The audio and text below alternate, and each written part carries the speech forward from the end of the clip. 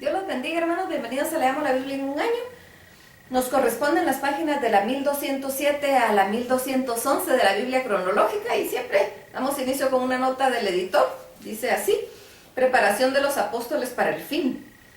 Mientras Jesús continúa ahora su extensa gira por el monte a través de Cesarea de Filipo y luego de nuevo hacia el sur de Galilea, usa este tiempo para preparar a sus discípulos escogidos para su muerte y para fortalecer el ministerio de los mismos, llevando adelante su obra.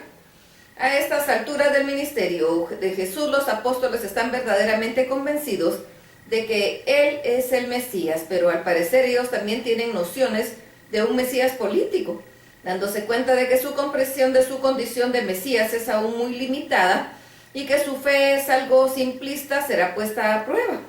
Jesús comienza a hablarles a los apóstoles sobre su muerte, así como también sobre las cargas que ellos deberán enfrentar. Hablar de la muerte inminente de su líder seguramente debe haber confundido a estos hombres, quienes tienen la esperanza de jugar papeles clave en un tipo de reino totalmente distinto. Lo que hay que resaltar en este periodo de preparación es el momento en que Jesús lleva a Pedro y a Jacobo y Juan, quienes parecen ser el círculo interno de los discípulos, al monte Hermón. Ahí Jesús se transfigura. En lo que evidentemente es más que una mera visión, aparecen Moisés y Elías junto a Jesús como representantes de la ley y los profetas. La desaparición subsiguiente de Moisés y Elías, así como las palabras de confirmación pronunciadas desde el cielo, les indica a los tres discípulos el fin de la dispersación anterior y la supremacía del reino de Dios en Cristo Jesús.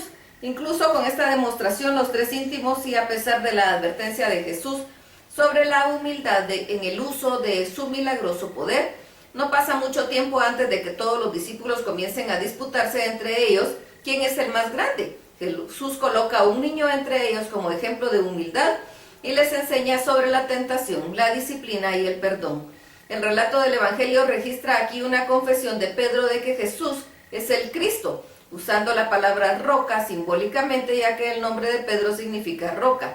Jesús dice que el reino se establecerá sobre la roca de la confesión de Pedro. Veamos lo que nos dice la palabra en Mateo 16, 13 al 20.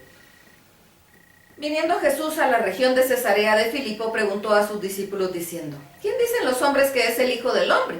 Ellos dijeron: unos Juan el Bautista, otros Elías y otros Jeremías o alguno de los profetas. Él les dijo: ¿y vosotros, quién decís que soy yo? Respondiendo Simón Pedro dijo: tú eres el Cristo, el Hijo del Dios viviente. Entonces le respondió Jesús: bienaventurado eres Simón, hijo de Jonás, porque no te lo reveló carne ni sangre, sino mi Padre que está en los cielos. Y yo también te digo que tú eres Pedro, y sobre esta roca edificaré mi iglesia, y las puertas del Hades no prevalecerán contra ella. Y a ti te daré las llaves del reino de los cielos, y a todo lo que atares en la tierra será atado en los cielos, y todo lo que desatares en la tierra será desatado en los cielos. Entonces mandó a sus discípulos que a nadie dijesen que él era Jesús el Cristo. Mateo 16, 21 al 23. Desde entonces comenzó Jesús a declarar a sus discípulos que le era necesario ir a Jerusalén y padecer mucho de los ancianos, de los principales sacerdotes y de los escribas, y ser muerto, y resucitar al tercer día. Entonces Pedro, tomándolo aparte, comenzó a reconvenirle, diciendo: Señor, ten compasión de ti, en ninguna manera esto te acontezca. Pero él, volviéndose, dijo a Pedro: quítate de delante de mí, Satanás, que me eres tropiezo, porque no pones la mira en las cosas de Dios, sino en las cosas de los hombres. Marcos 8, 34 al 38. Y llamando a la gente y a sus discípulos les dijo: si alguno quiere venir en pos de mí, niéguese a sí mismo y tome su cruz y sígame. Porque todo aquel que quiera salvar su vida la perderá, y todo el que pierda su vida por causa de mí y del Evangelio la salvará. Porque ¿qué aprovechará al hombre si ganare todo el mundo y perdiere su alma? ¿O qué recompensa dará el hombre por su alma? Porque el que se avergonzare de mí y de mis palabras en esta generación adúltera y pecadora, el Hijo del Hombre se avergonzará también de él cuando venga en la gloria de su Padre con los santos ángeles. Marcos 9:1. También les dijo: de cierto os digo que hay algunos de los que están aquí que no gustarán la muerte hasta que hayan visto el reino de Dios venido con poder. Mateos 17, 1 al 8. 6 días después Jesús tomó a Pedro y a Jacobo y a Juan y su hermano y los llevó aparte a un monte alto y se transfiguró delante de ellos. Y resplandeció su rostro como el sol y sus vestidos se hicieron blancos como la luz. Y aquí le aparecieron Moisés y Elías hablando con él. Entonces Pedro dijo a Jesús: Señor, bueno es para nosotros que estemos aquí. Si quieres hagamos aquí 3 enramadas, una para ti, otra para Moisés y otra para Elías. Mientras él aún hablaba, una nube de luz los encubrió. Y he aquí una voz desde la nube que decía: Este es mi Hijo amado, en quien tengo complacencia. A él oíd. Al oír esto, los discípulos se postraron sobre sus rostros y tuvieron gran temor. Entonces Jesús se acercó y los tocó y les dijo: Levantaos y no temáis. Y alzando ellos los ojos, a nadie vieron sino a Jesús solo. Mateo 17, 9 al 13 y Lucas 9, 36. Mateo. Cuando descendieron del monte, Jesús les mandó diciendo: No digáis a nadie la visión, hasta que el Hijo del Hombre resucite de los muertos. Entonces sus discípulos le preguntaron diciendo: ¿Por qué pues dicen los escribas que es necesario que Elías venga primero?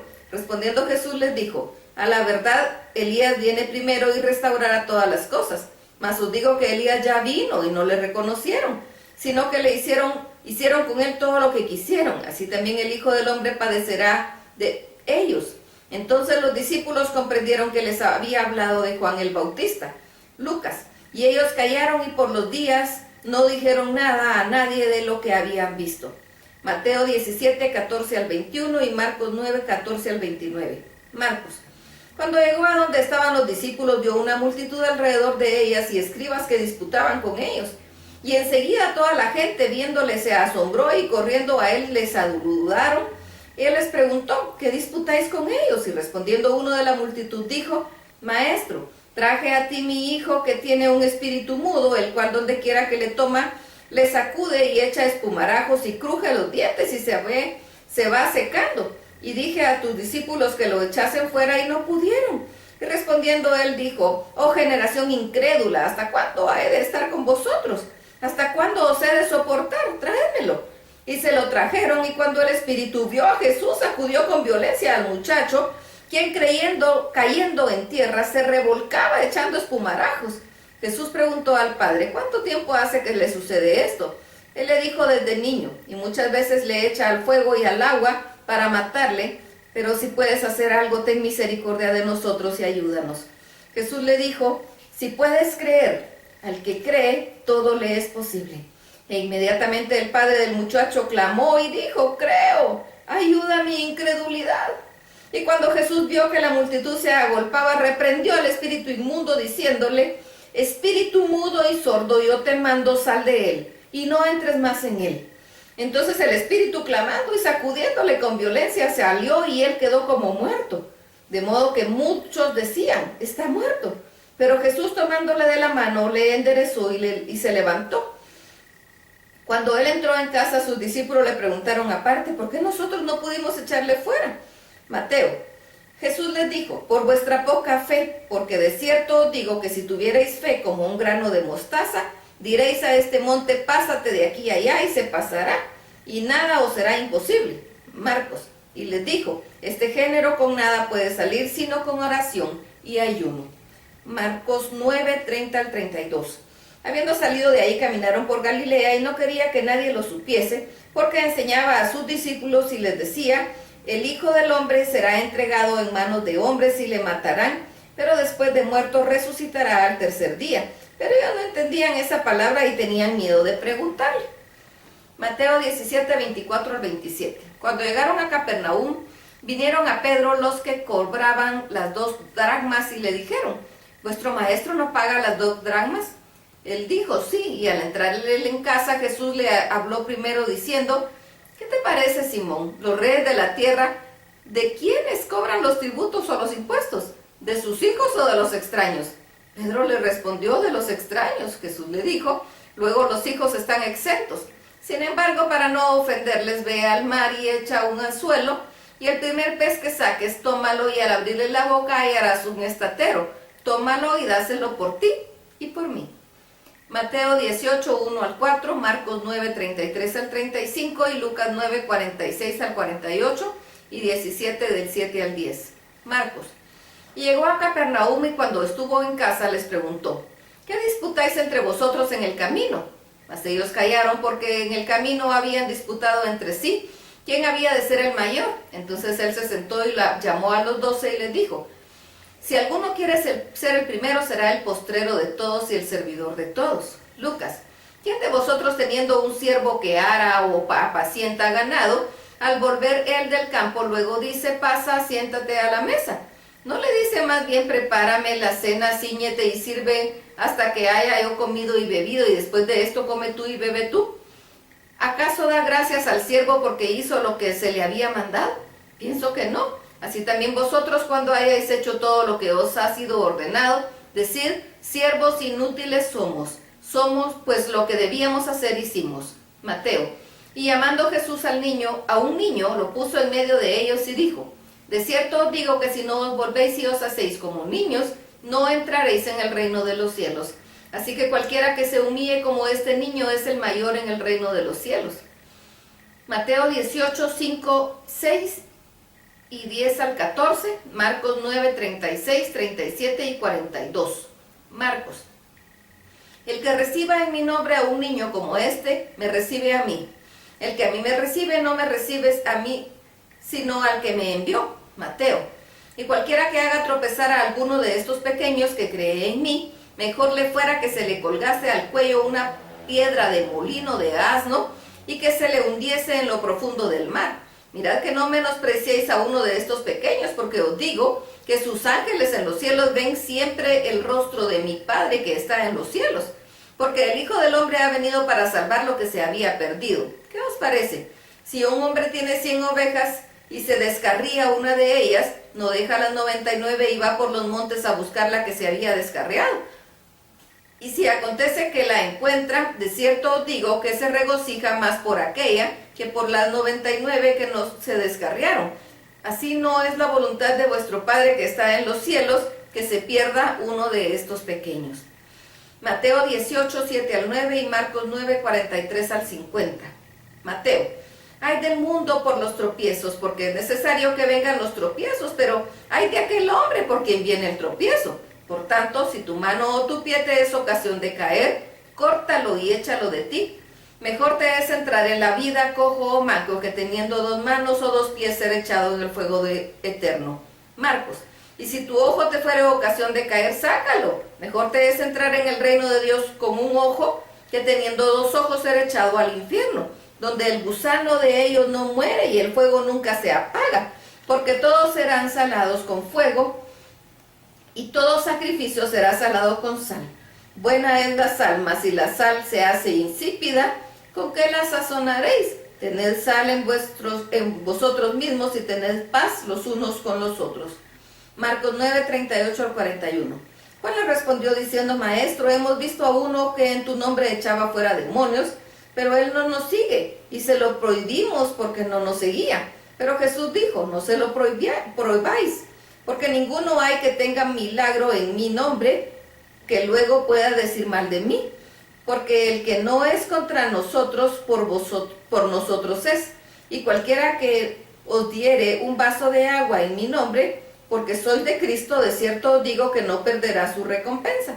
Mateo 18, 15 al 17. Por tanto, si tu hermano peca contra ti, ve y repréndele estando tú y él solos. Si te oyere, has ganado a tu hermano, mas si no te oyere, toma aún contigo a 1 o 2, para que en boca de 2 o 3 testigos conste toda palabra. Si no la oyere a ellos, dilo a la iglesia, y si no oyere a la iglesia, tenle por gentil y publicano. Mateo 18, 18 al 20.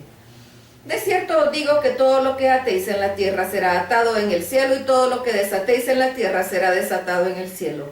Otra vez os digo que si 2 de vosotros se pusieren de acuerdo en la tierra acerca de cualquier cosa que pidieren, les será hecho por mi Padre que está en los cielos. Porque están 2 o 3 congregados en mi nombre, ahí estoy yo en medio de ellos. Mateo 18, 21 y 22 y Lucas 17, 3 y 4. Mateo. Entonces se le acercó Pedro y le dijo, Señor, ¿cuántas veces perdonaré a mi hermano que peque contra mí? ¿Hasta 7? Jesús le dijo, no te digo hasta 7, sino aún hasta 70 veces 7. Lucas. Si tu hermano pecare contra ti, repréndele, y si se arrepintiere, perdónale. Y si 7 veces al día pecare contra ti, y 7 veces al día volviere a ti diciendo, me arrepiento, perdónale.